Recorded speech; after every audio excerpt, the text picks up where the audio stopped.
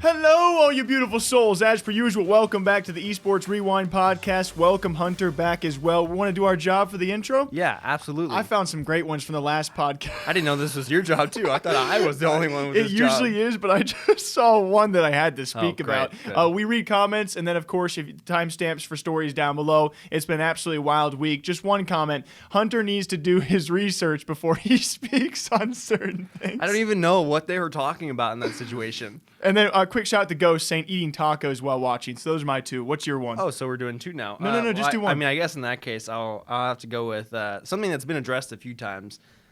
Jake moving his mouth while the other guy talks is hilarious.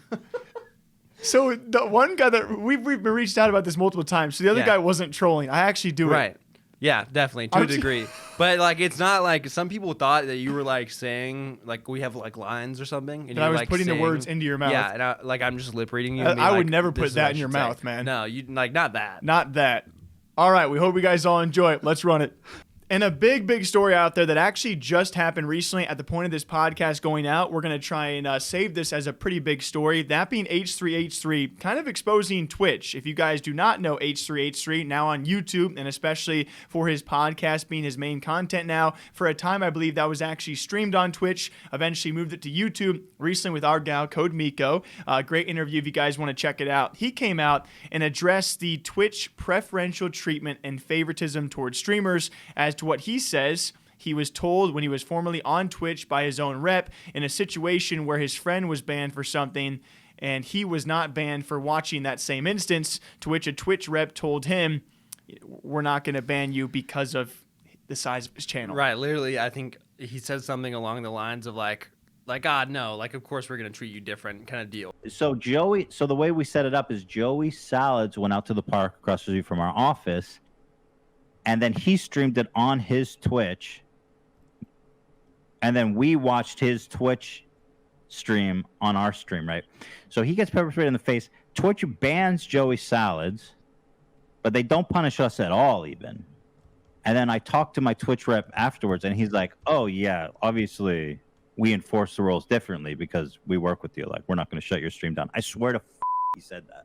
I think quote unquote was, oh, we enforce the rules differently is how Ethan H3H3 phrased it. Obviously a terrible look for Twitch. Yeah, I'm curious to see if there would be any sort of, and a lot of people were talking about this, like repercussions for him if he had like signed any sort of like, NDA or some kind of contract that really should have stopped him from talking about things that were going on. But now that he's out of contract, would he then be allowed? Right, I don't know. But he spoke about a time where he was certainly under contract, this occurring. So we will see what updates happen. But of course, also interesting because it's Ethan, and if you follow H3 at all, like a little bit about like he does a lot of kind of drama content, and him and Trish, have their little show that's pretty funny, but a lot of it is drama, and like a lot of it is just like stirring the pot to a degree. And so I'm interested, how much of that was just him trying to get it's gonna work because we're gonna keep on talking about it. I also bring it up because he was talking with Code Miko, who we've had the lucky opportunity to talk with as well. She's amazing, and she brings up a great example of her own doxing situation and her ban being very different from others who had similar doxing issues. Now there are finite details probably different in these stories. We'll end on this. We stretch back to 2016. Ninja had doxed a racist donator, just showed his information on stream, given a 2-day, 48-hour ban. Neymar, to end 2020, doxed his own teammate. His teammate received like 10,000 texts in like a span of a few days. He got 1 week. In Miko's situation, she doxed someone as well, and she was initially given a 30-day ban. After writing Twitch a letter, getting help from other streamers, they reduced it to still 14 days. So, directly correlated to what H3H3 brought up as preferential treatment, you're treating Code Miko very different from some huge figures. Code Miko's awesome. She's growing very fast. But Ninja, even at the time, probably wasn't at his peak. So, it's kind of interesting. Ninja treated very differently. Neymar, a huge football player as well, treated very differently. It just draws the question as to what context truly matters when these Twitch punishments are given out. So, we'll see what comes of this. H3H3 exposing Twitch, certainly stirring the pot. And the second one that is still ongoing, you want to check your facts before you speak on this? I mean, I guess. I've tried to check my facts. I don't even know what I could be saying wrong, so who knows. But what we're going to talk about is Ludwig. Dude, this guy is a freaking legend. I don't even know if he wants to be a legend, Right. but he's being forced into On accident, legendary pretty much. status yet again.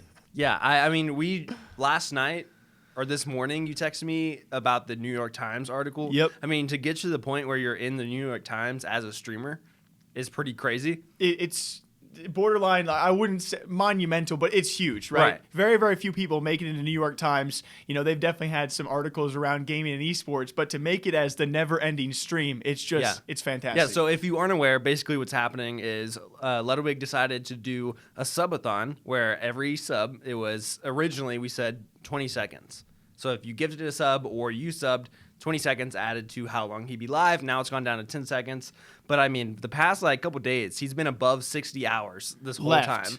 Right, left. And Yeah. so every time he wakes up, it's like more and more time. It's crazy. And for a while there, he was going to bed, let's say with like 30 hours left. Mm-hmm. He would wake up after 8 hours of sleeping and still have 30 hours left. Right. And as of right now, it's gone viral, trending on Twitter, of course, New York Times, several outlets like our own now covering it as well. So if you have any spare, subs, or if you have bits as well, which also add to the time, it's crazy that people will go out of their way to almost like semi-torture someone who is making absolute bank. He has now also announced giving, I believe, half of it to a charitable cause, part of it to his mods. Yep. He's made enough money where, obviously himself making a good chunk, and he's giving a good chunk to others as well. But it's so funny that when you almost borderline want something to end, how the internet Right. is like, no, we want you to try and He suffer. was literally saying in a few clips that I saw, like he didn't really plan on this happening, and like it just happened because he had taken a break for 11 days, and he was like, I felt kind of sad because my sub count was down, Yeah. and so I thought I'll do a subathon,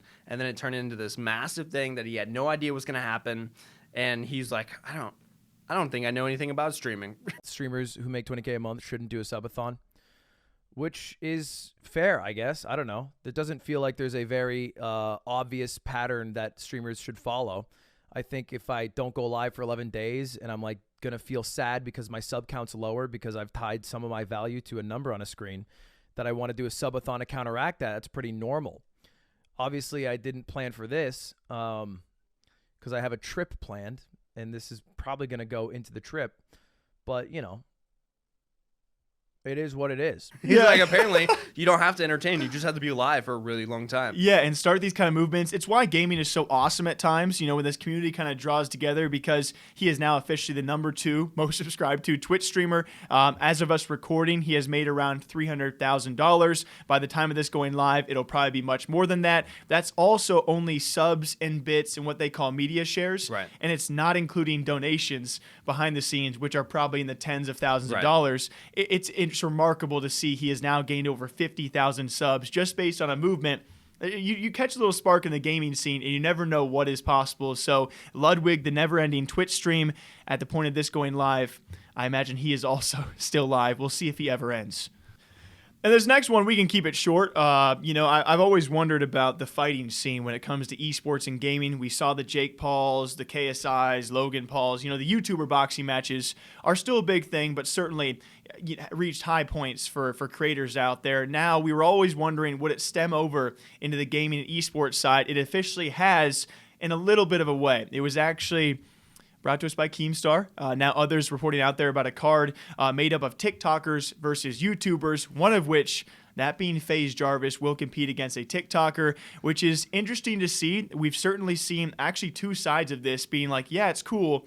Other people being like, at what point is someone just going to get hurt? Is it worth even buying these kind of cards? It's a weird looking card. To me, though, after the card was actually posted, FaZe Jarvisss announced, it was Tfue going back to Twitter and saying, who would you guys want to see fight? And I'm like, now I'm in. Right. If you get that'd be crazy to see Tfue fight somebody. But also, then you rotate to someone like Jarvisss, and it just feels weird, almost to the degree of I know he's not a kid, but I guess because he's a Fortnite creator, was a Fortnite creator, I guess. It just seems interesting to watch him fight a TikToker, and what is that fight gonna be like? Yeah, because this is gonna tell all. This card is full of people like you and me. We're not fighters, right? But people. Okay. Maybe You're a professional black belt. Yeah, don't mess with me. But Jiu-Jitsu Kwando. Jiu-Jitsu Kwando every day. It's a new gym. But it does make you curious because FaZe Jarvisss, like you said, I would in our scene, he's kind of like a borderline gamer.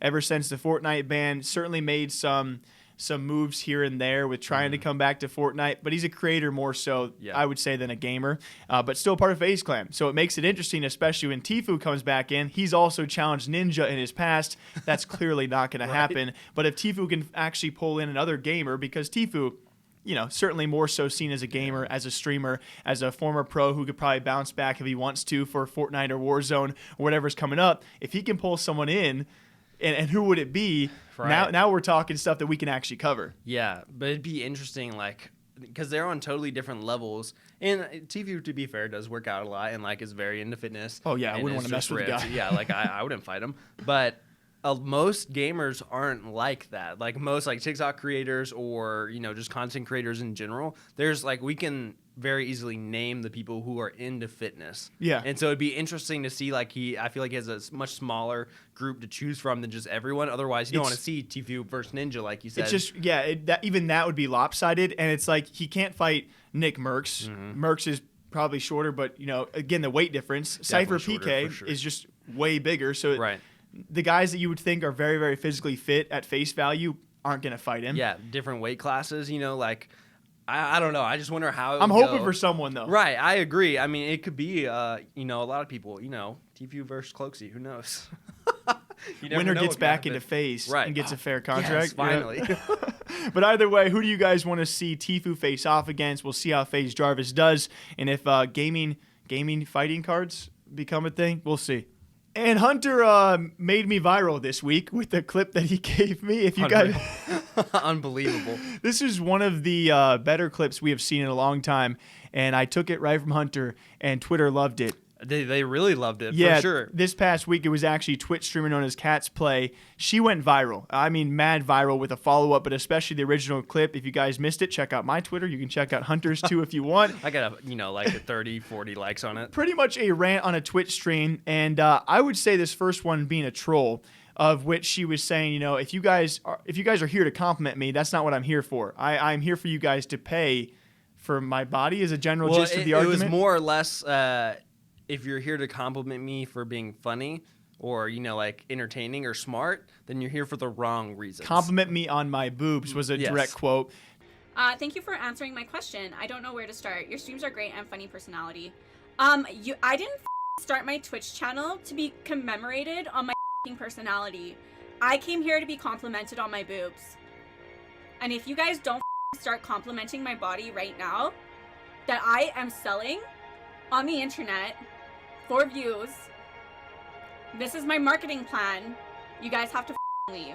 I'm sick of this bullshit. To which that clip took off everywhere. Tons of people, I think initially ourselves included, respect for being open and honest. Right. This is why you're here. This is why you're streaming. She definitely had that trolly kind of sarcasm in her statement until later in the stream, several clips surfaced of her maybe being a bit intoxicated, going on and saying, kind of doubling down and being a bit more serious of, no, why are you here? Who donates 1 bit?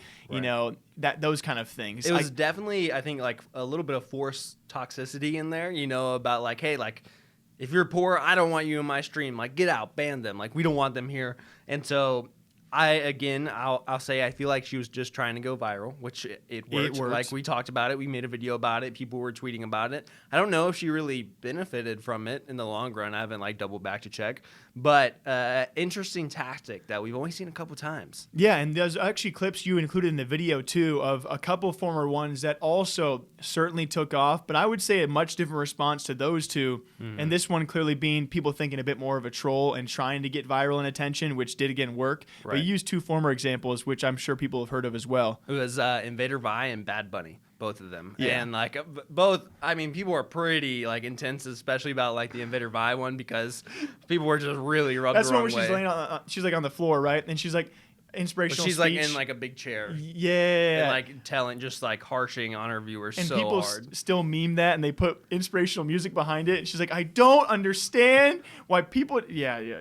Pretty crazy. I do think, like you said, it was a little bit of at first respect. Hey, she's being honest about it. We see a lot of Twitch streamers who maybe do similar things, but would never own up to that sort of thing. Mm-hmm. Hey, that's my whole strategy. Instead, they're no, I'm not using my body at all. But she was very forward and ended up trolling on Twitter as well, which was good to see. Definitely accepted it, and I can't imagine the amount of attention she got, especially in the timeline. I would say handled it pretty well, and certainly one of the more interesting clips we had this past week. And this last one makes me question a lot of things about what we do. You know, the other day, I guess I'm going to leak some behind-the-scenes stuff. You sent me a video via text because you and me talk sometimes outside of work too. Occasionally. Yeah, sometimes. And you sent me a video and you were like, do you ever just think about what we do? And I was like, yeah, I resonate with that, especially when a guy like FormaL comes out in a recent Optic podcast and he looks right at the camera and he starts telling what he claims is a true story.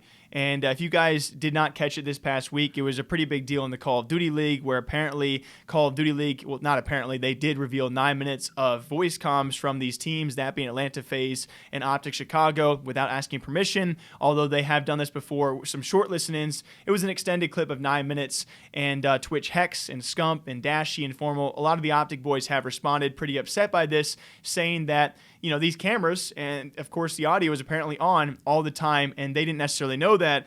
And so FormaL tells a story stretching back to last year where they had these COD League competitive integrity cameras. And he was doing his business. He was doing the dirty deed. I don't know if I'm going to get in trouble. I don't know how to say this. I don't know what he was doing, but I don't know if I can say what he was doing. Yeah, probably not. He was doing... He was twisting his pretzel. Yeah. Sure. He was popping the corn. And so he was doing that, and he looks up right at the camera, realizes the COD integrity camera is right there.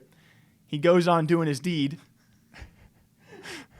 and then he's, you know, talking to the Optic guys in the podcast, and he was like, "Yeah, so I finished, and I was wondering, like, did they see that? Like, enjoyed the show, kind of thing." Some guy, you know, backstage watching the whole time, like. One time, when I was in Cali, this is a true story. I was we just finished like a day where we played or something, and like my camera was like set up to where, like the competitive integrity camera, or whatever, you know what I'm talking about. So like it was like next to my setup, so I didn't really notice it. So later that night, I'm beating my shit, and and I'm like, I don't realize it. No, just listen. So I don't realize it until like I'm getting towards, you know, the final chapter of my session. Right. And then I look at the camera, and then it was blue. No, it was still white. And then I was thinking to myself, like, could he be watching? And then I just finished, and then and then I just looked at the camera, and then I looked at the camera, and I was just like, what's going on? I like that there's some COD League social guy who's always watching all the player cameras, especially the one in the Optic studio, right? Gotta clip that. Yeah. He's bouncing back individual player cams. Like you got freaking Abizi, Simp, Envoy, FormaL. Well, hold on. Wait a second.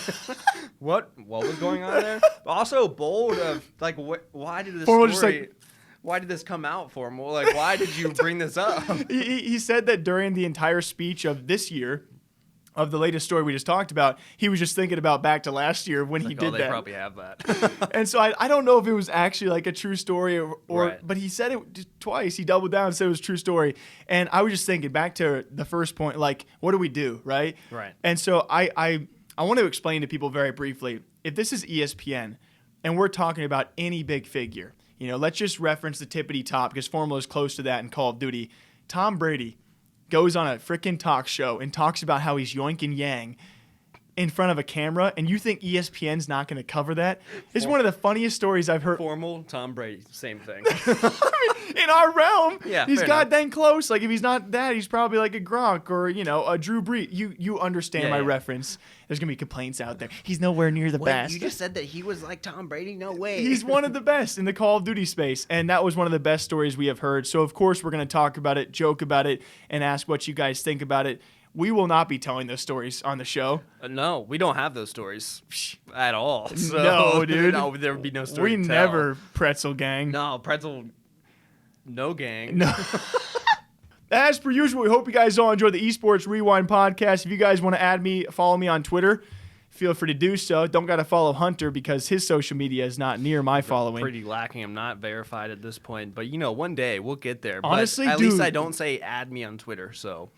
All right. Well, we also have an Instagram. We got a TikTok. Hunter's killing the game over there. If you guys want to follow us on social media, follow the main channel on Twitter. Of course, check it out on YouTube, the main website as well. We really do enjoy all of you guys who leave comments, who watch the podcast, same time, same day, every single week. We enjoy the back and forth. We enjoy the banter. We hope you guys do as well. Make sure to leave a comment if you want us to read it out loud next time, same day, same time, every single week here at the Esports Rewind podcast. Until then, take care. Ooga booga. Ooga booga. Ooga doo. Woohoo.